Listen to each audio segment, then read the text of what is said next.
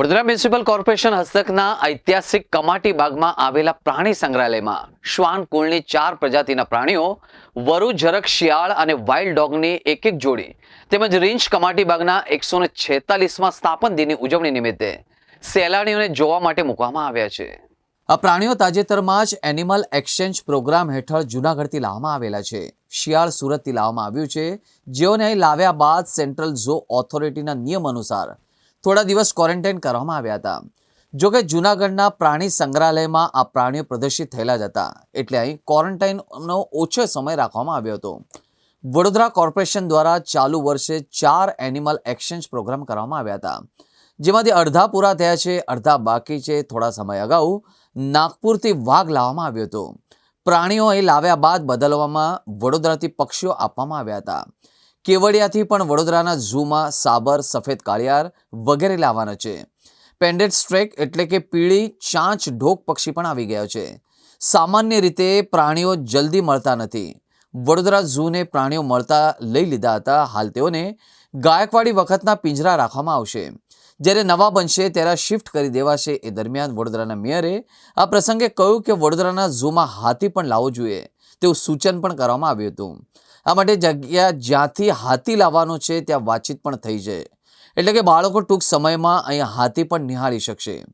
ઝૂમાં પશુ પંખીઓની સંખ્યા આશરે 1200ની છે। હાલ શિયાળાની સખત ઠંડીમાં પશુ પક્ષીઓને ગરમાવો મળી રહે એ માટે ખાસ વ્યવસ્થા પણ કરવામાં આવી રહી છે। નમસ્કાર, મને વડોદરાના શહેરીજનોને જણાવવામાં ઘણો આનંદ થઈ રહ્યો છે કે આજે વડોદરાની સાંસ્કૃતિક ધરોહર સમાન શ્રી સયાજીબાગ પ્રાણી સંગ્રહાલયના 146મા સ્થાપના દિવસના અવસર પર વડોદરા પ્રાણી સંગ્રહાલયમાં 5 નવીન પ્રજાતિઓનો ઉમેરો કરવામાં આવ્યો છે, જેમાં રીંછ, વરુ, ઝરખ, શિયાળ અને ઇન્ડિયન વાઇલ્ડ ડોગ એટલે કે જંગલી કૂતરાનો સમાવેશ થાય છે। છેલ્લા દશક ઉપર વડોદરા ઝૂની અંદર શ્વાન કુળના કોઈ પણ પ્રાણીઓ હતા નહીં, અને આપણે એકી સાથે એનિમલ એક્સચેન્જ પ્રોગ્રામ હેઠળ આ 4 નવીન પ્રજાતિઓનો આપણા ઝૂમાં ઉમેરો કર્યો છે। મહારાજા સયાજીરાવ ગાયકવાડ સાહેબ દ્વારા આખા દેશમાં સૌ પ્રથમ વખત નાગરિકોના આનંદ પ્રમોદ માટે થઈને 145 વર્ષ પહેલાં જ્યારે આ કમાટી બાગની સ્થાપના થઈ ત્યારે, અને આજે જ્યારે 146મો તેનો આપણે જન્મદિવસ ઉજવી રહ્યા છીએ।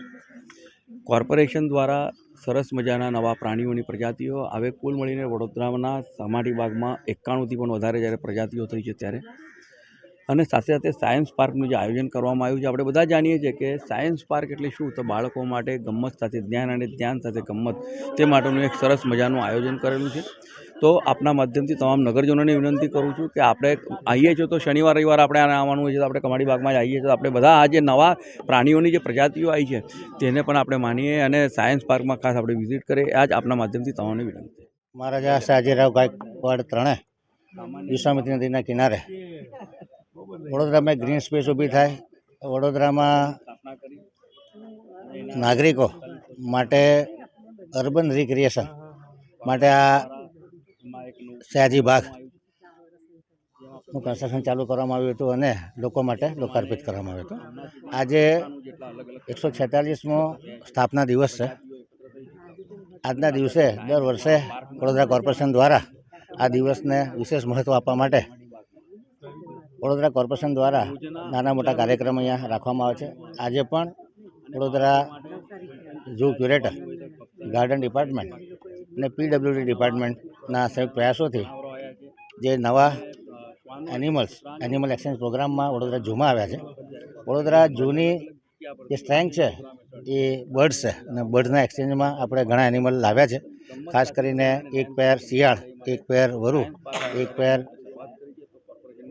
જંગલી ડોગ, એ પ્રકારના એનિમલ્સ અને 1 રીંછ, માદા રીંછ લાવ્યા છે, જે લોકો જોઈ શકે માટે આજથી ખુલ્લા મૂકવામાં આવ્યા છે। અને આજે માનનીય વિધાનસભાના મુખ્ય દંડક શ્રી બાળુ શુક્લાજી, માનનીય મેયર શ્રીમતી પિંકીબેન સોની, તમામ કાઉન્સિલરો, બંને કમિટીના સભ્યો અને ઝૂનો સ્ટાફ બધા ભેગા થઈ અને આજે રિબિન કટ કરી અને લોકો જોઈ શકે માટે આજે આ એનિમલને ખુલ્લા મૂકવામાં આવ્યા છે। અને વડોદરા શહેરના નગરવાસીઓને એક નવો નજરાણું સયાજીબાગના ઝૂ દ્વારા આપવામાં આવી રહ્યું છે। આજના દિવસે જે કમાટી બાગમાં સવારમાં સહેલાણીઓ આવતા હોય છે, અને જે લોકો પોતાની હેલ્થ સુધરે અને પોતાના રિક્રિએશન માટે સયાજી બાગનો ઉપયોગ કરે છે એ તમામ લોકોને હું શુભેચ્છાઓ પાઠવું છું. આવો આપણે સૌ ભેગા થઈ અને પર્યાવરણનું રક્ષણ કરીએ અને વડોદરાની એસેટ એવા કમાટી બાગનું પણ રક્ષણ કરીએ અને દિવસે દિવસે આ મીડિયમ કક્ષાનું ઝૂ આવનારા વખતમાં